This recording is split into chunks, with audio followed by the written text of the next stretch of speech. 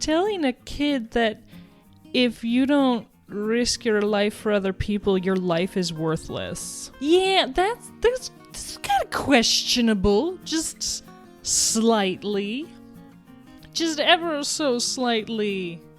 Yeah, that bugs me. Your life's not worthless just because you live it for yourself. Like, I think living for others, it adds richness to your life and to others' lives, but it doesn't add value unless you're conflating value and richness. I've heard, value used in that sense, right? But in value in terms of worth, then it's not like your life is worth more because you've lived it for others. Every life is valuable. Take care of yourselves, people. But you know what? You can live for others too, because that's a good thing to do. But if you don't, if you just need to kind of take care of yourself right now, because what they've established so far is that he's kind of been he has to have lived for himself to survive, and she's telling him, shame on you, your life is worthless. It's no, he had to live for himself. He's a kid. Moral of the story, Hera is questionable, Ezra is a good character.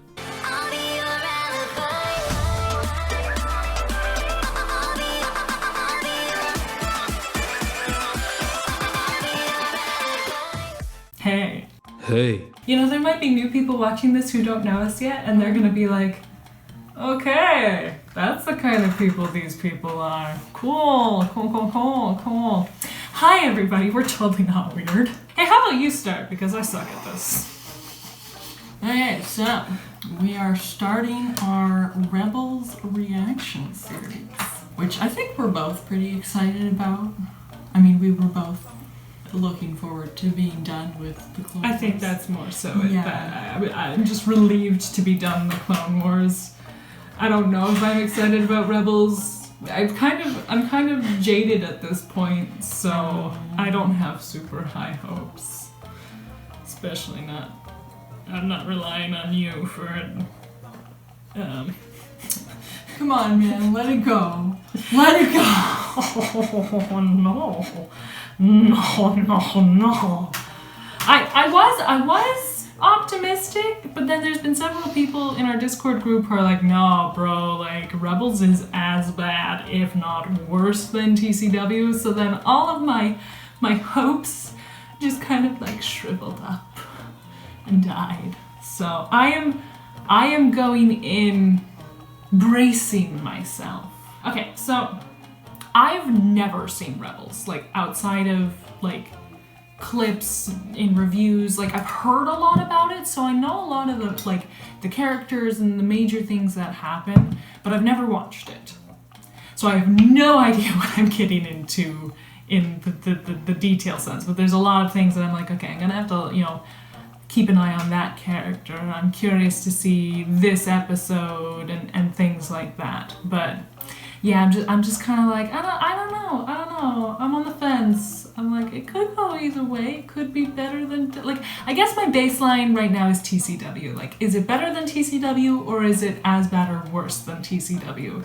As opposed to me just wondering, is it good in general? So the bar is already, the expectation is already set very low. But I'm not going into it with any negative mentality. It's kind of okay, let's see what there is to see. I don't know what I'm gonna see, but we'll see what we see. Sailor went to CCC. I think we've seen a lot of mixed reviews. I think it feels like the fandom is very divided on Rebels. Half says it's good, the other half says it's the worst thing ever. I'm being cautiously optimistic. So I watched it somewhere around 2018, 2019. Basically I started it right after I finished my first watch through of the Clone Wars. So back then I was very much swayed by popular opinion. So I was, TCW, greatest thing ever, Rebels, awful, sucky, bad, terrible, blah, blah, blah.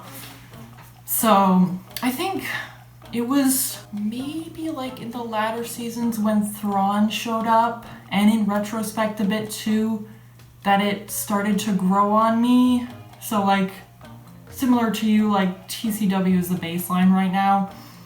I'm hoping that at least there'll be enough good or like an enjoyable bad that it's not so awful as it was watching TCW. Also, if you haven't seen our TCW reaction, you should definitely check that out. That was a ride. That was definitely a ride. That's one way to put it.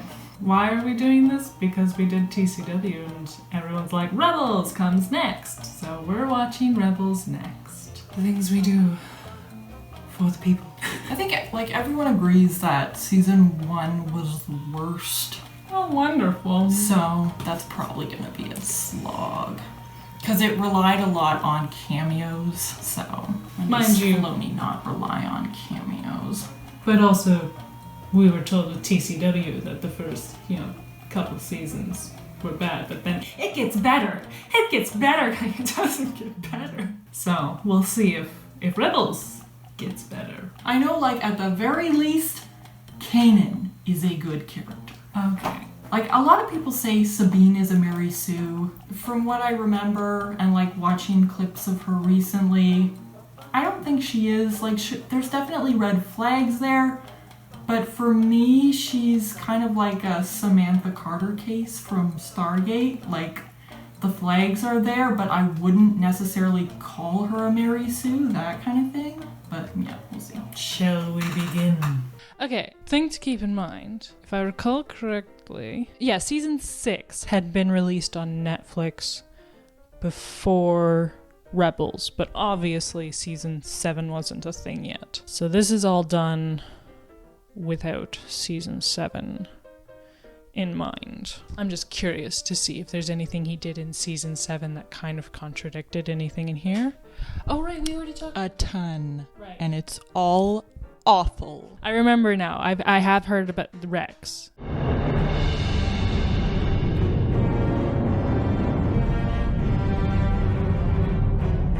Star Wars always starts with big ships. The Jedi Knights are all but destroyed. His first line, the Jedi have all been all but destroyed. I'm like, have you seen Star Wars recently? So many people survived. So many. There was like sand slipping through your fingers. Like, it's just ridiculous. The Emperor has foreseen a new threat rising against him. The Children of the Force. Children of the Force, Filoni referencing his own work. That's the title of an episode in the Clone Wars.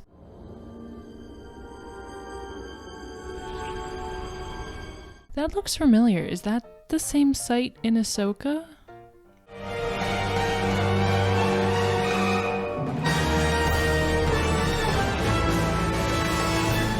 That felt like a very random intro. I remember what it was like before your ships showed up. Before you Imperials ruined Lothal like the rest of the galaxy. This is LRC-01. I'm bringing in a citizen under a charge of treason. You can't do this! Oh yeah. Well, who's gonna stop us? The Empire's bad, by the way. Sorry, not looking for trouble. But it sure is a way of finding me. I feel like Ezra's character is perfectly described as a balance of amusing and cringe. Like, I would take him over Ahsoka any day. Hands down. That's not debatable. But, yeah, there's definitely an element of cringe to his character. But I think that is, like, kind of the point because, yeah, like, he has this false sense of confidence. He makes it very overbearing because his life has been hard and he doesn't want to show weakness. So in that sense, he's a good character. The cringe actually complements his character, so. Quiet applause. I've heard that he has actually a character arc. That's one of the things that sets him above Ahsoka, is that he actually has a character arc. But I'm thinking, what I need to do is just forget everything I've heard. Like, I was planning to, like, keep it all in mind, and so that I could, like, spot different things, but I think I'm gonna have to honestly give this a fair chance. I have to just forget everything I heard and just take it as it comes rather than thinking about what I think I'm going to see in the future because of what I've heard. All right, we're just gonna wipe the slate clean, because that's how that works, folks. All officers to the main square. This is a code red emergency. You two, come with us. The Empire's bad, by the way. Wait, what are you doing? Hey, the kid's gotta eat. I see what you mean. Like, he kind of feels like a young Han Solo. He's got that kind of like confident swagger, but so far he hasn't acted too stupid. Like, he's been street smart. Although I do love that everyone calls him Space Aladdin, because it's just so fitting. That was weird. I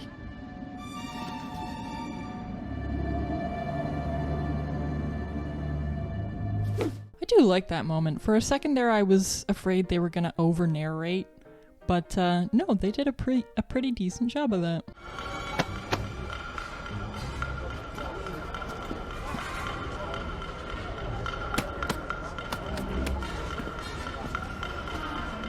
This, like, more points from me, because like this so reminds me of the 2003 Clone Wars, when the clones are using all the silent hand signals. I love seeing that. I love seeing a team working so well even without verbal communication. Good stuff. Thanks for doing the heavy lifting. Also glad that they didn't just stand there, that Zeb actually tried to stop him. Yeah, I was just about to say that. I give up. What the? Just kidding. I mean, that almost hit Zeb, but I love how they can't hear each other very well, right? Without like shrieking at the top of their lungs at one another. And so they have to use hand signals. But when Sabine in Ahsoka is driving along, she's just talking casually with the wind whipping by, and the guy's in a very noisy ship, and they're just having a casual conversation like this, like they can hear each other perfectly. And it's just like, okay. That reminds me, I believe someone in our Discord group said, don't forget you have to go through this whole thing knowing that Sabine was secretly Force sensitive all along. Day's not over. Oh, wonderful.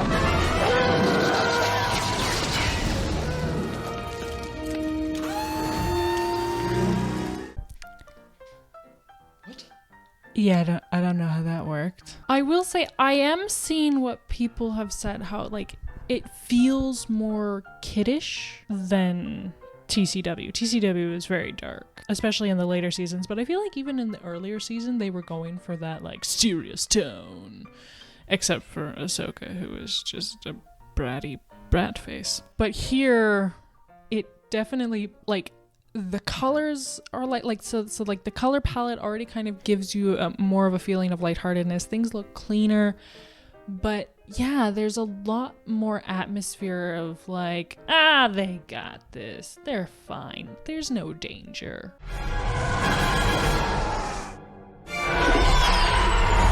I love how they're not firing at the ship. Hera, how about a little less attitude and a little more altitude? That's not a bad line. Must be some kid. Spill it. Aren't you a little busy at the moment? Spill. But you see what I mean about like the lightheartedness. He's in. Here. Always the vents. It could signify the spark of rebellion. Oh, that's the episode title. Roll credits. Where are they going? If I told you, I'd have to kill you. Oh, and I might just kill you anyway. I kind of like Zeb. He kicked these folks off their farms when the Empire wanted their land. Anybody tried to fight back got arrested for treason. By the way, Empire bad. Just so you know. Thank you. Thank you so much. I didn't do anything. That's quite the powerful moment, though. Like, it's simplistic, but it's good. I guess I'm noting how, even though, like, in essence, he did do something. He wasn't doing it for them, but he did, you know. I just, the contrast with Ahsoka. Right, instead of being like, oh, wow, you're so welcome. Yeah, here you go. Like, I care so much about you people. Like, I can't even, right? Whereas he's like, I didn't do this for you guys. Like, I feel awful that, like, I was just looking out for number one, and, like, I feel uncomfortable with people thanking me for something that I didn't do. And so I'm going to step away from this. The stark contrast. It's just like, okay, you know what, I kind of liking this kid. But I absolutely see what you mean about Space Aladdin, and now that you've said that, I'm not going to be able to unsee that at all. And it's such a good description, in my opinion. Who are you people? I mean, you're not thieves exactly. We're not exactly anything. We're a crew, a team, in some ways a family. Exposition. I think I'm okay with it, though. Because, like, he's getting situated. She's just answering his question. It's natural dialogue. Is it though? Sorry, I feel like Thor. Is it though? No, it's like, I don't know. I guess it feels like, from what I know of her character, it just feels a little too forthcoming to be like, yeah, this is my family, right? Like, rather than be like, none of your business, boy. She just kind of struck me as standoffish. No, because, like, when they were in the chase scene, then Zeb was going ballistic, and Kane was like, I'm gonna get this kid.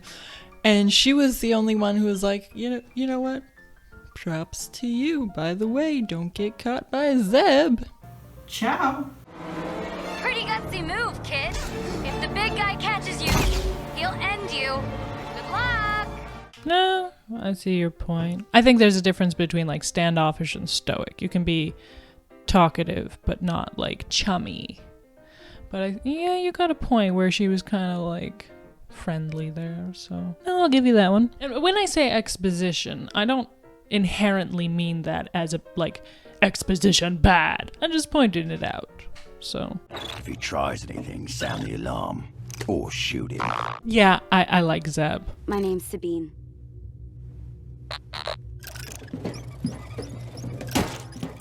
A bit of an overreaction for learning a girl's name, but maybe he hasn't met many girls. I don't know. I mean, he's a 14-year-old kid, so... I'm not against sticking it to the Empire, but there's no way I'd stick my neck out this far. Who does that? We do. Straightforward. I guess the thing that bothers me, and, you know, again, potentially this is influenced by what I've heard of Hera from Ahsoka, but she seems a little quick to let a 14-year-old kid, like, to bring a 14-year-old kid against their will into the rebellion, right? Like, I don't know Sabine's backstory yet, but, like, I'm assuming she's there of her own volition, and if Hera wanted to, she couldn't stop her. But here's this kid saying, like, no, I just want to go home, bro. And she's like, no, come into a war with us. You got skills. Yeah, we're going to put you in danger. Yeah. Like, if I'm being generous, she might see him as a tough love case. And I could totally see Hera as someone who is prone to adopting strays, so to speak. Like this version. Screw the Ahsoka version of her. That's not her. And the Ahsoka Sabine isn't Sabine, and none of those characters are the same characters as here. So Filoni doesn't even understand his own characters. But it does make me curious about, like, the writing credits for this show. Like, I wouldn't be surprised if he barely was involved in the writing. We gotta look at that sometime. Well, I mean, technically he was barely involved in the writing with TCW, but he was supervising director, so he had kind of control over how the narrative went. So I would expect it to be the same in this, right? Because this was his first project after the Disney buyout. They're like, oh, your little show was popular, we'll give you a little bit of control here. So, I mean, yeah, I think he's supervising director again for this. but I haven't seen the credits yet because we haven't finished the first episode yet. So let's finish the first episode. State your business. Bounty, we captured an additional Wookiee prisoner and have transfer orders to place him with you. We have no such orders. If you don't want the oversized Monong, I'll jettison here. Let you explain to your superiors why the Empire has one less slave. Permission to dock. I like those moments where you've got characters being smart. That thing's not a Wookiee. Haven't you ever seen a rare hairless Wookiee before? Oh, forget it. Told you they wouldn't buy it. You didn't exactly give him a chance to buy it. I like these characters. They're fun. There's, just this fun flavor to them and how they interact and stuff like that, which even with, like, the Obi-Wan and Anakin banter, like, that didn't reach that level. I think partly because it was just the two of them, right? Like, you didn't have a crew. It was Obi-Wan and Anakin, or it was Anakin and Rex, or it was Rex and Ahsoka. Like, there wasn't this cohesive group that was always interacting, and you got to see those different personalities, and they had those opportunities for bantering more often. I feel like they were split up a lot more. And then of course, Ahsoka doesn't know how to banter, she just knows how to be disrespectful. But yeah, no, this is a lot more fun of a dynamic than what we got in TCW. But then again, this is different from TCW in that this is actually a overarching narrative as opposed to an anthology. I like to compare and contrast because then it kind of raises the question, like, when you do an anthology, do you kind of we kind of got it a little bit with the clones, like in the clone-centric episodes, like especially near the beginning, like when we saw I think it's Delta Squad, they had a decent, like, I don't think it was as fun as this, but like you had that kind of group dynamic where they played off each other, and it was pretty good. But yeah, otherwise, because you're constantly switching between different people, like, you're not following one group. So I don't know, it's just kind of interesting to see that difference, and with certain stories, like, styles and formats have different strengths than others. You need to board the transport and warn them. What? Why don't you do it? I need to be ready to take off or none of us stands a chance. No way. Why would I risk my life for a bunch of strangers? Literally episode 1, and he's being meaningfully challenged as a character. Where was that with Ahsoka? We didn't get that at all, ever. And yet, I'm going to say, telling a kid that if you don't risk your life for other people, your life is worthless. If all you do is fight for your own life, then your life is worth nothing. Yeah, that's kind of questionable, just slightly. Just ever so slightly. Yeah, that bugs me. I see what you mean, and I don't disagree with that, but I feel like there was a better way to do it than telling a child that their life is worthless because they're not risking it for other people. Like I literally just said, like, Hera seems like really quick to be like, hey kid, let's put you in danger. And it's like, I understand her position in the sense that, like, I gotta be here, but I need somebody to warn them, and you're here, and I really, like, would not be able to, like, handle something happening to these people. Like, this is a big thing, right? So, like, I understand her position and her decision to send him, but just, I feel like that message directed at kids is just a little, your life's not worthless just because you live it for yourself. Like, I think living for others doesn't add value to your life in the sense that, how do I put this? Like, it adds richness to your life and to others' lives, but it doesn't add value unless you're conflating value and richness. I've heard, value used in that sense, right? But in terms of value in terms of worth, then it's not like your life is worth more because you've lived it for others. Every life is valuable. Take care of yourselves, people. But you know what?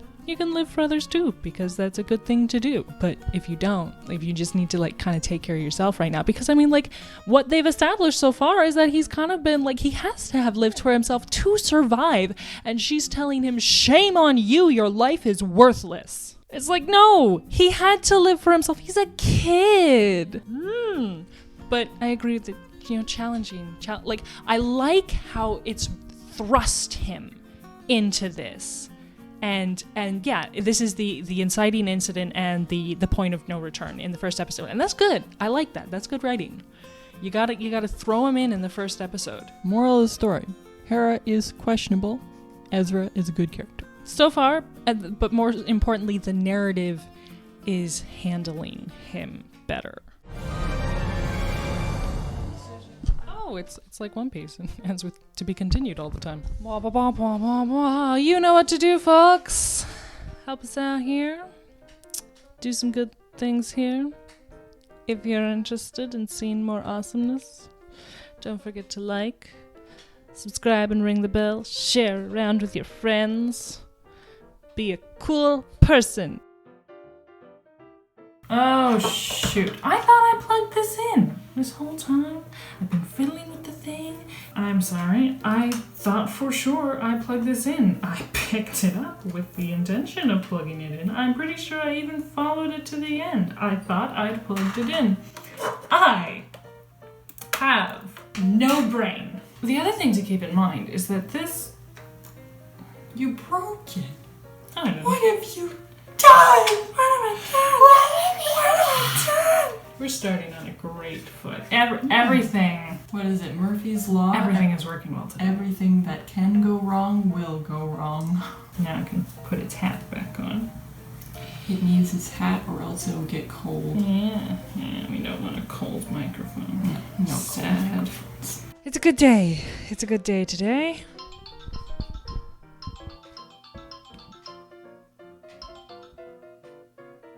How long does this take place after the prequel trilogy? In terms of timeline, I believe it takes place 3 to 5 years before the Battle of Endor, which is episode 3. Episode 6. It's confusing that they're backwards.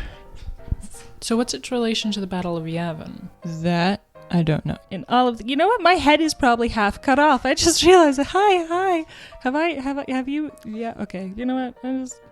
I always suck at this. I don't know why I try. You do the thing. It's yeah. We've got limited space here. Our faces do not matter. You know what? They don't matter. No faces. 0 faces.